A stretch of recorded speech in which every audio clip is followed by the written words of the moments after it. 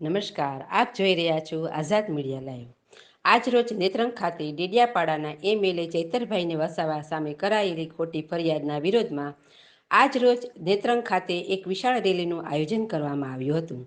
ખૂબ મોટી સંખ્યામાં લોકો હાજર રહ્યા હતા અને કરાયેલી ખોટી ફરિયાદના વિરોધમાં નેત્રંગ 4 રસ્તાથી લઈને મામલતદાર કચેરી સુધી રેલી કરવામાં આવી હતી અને મામલતદારશ્રીને ઓફિસ બહાર બોલાવી આવેદનપત્ર આપવામાં આવ્યું હતું.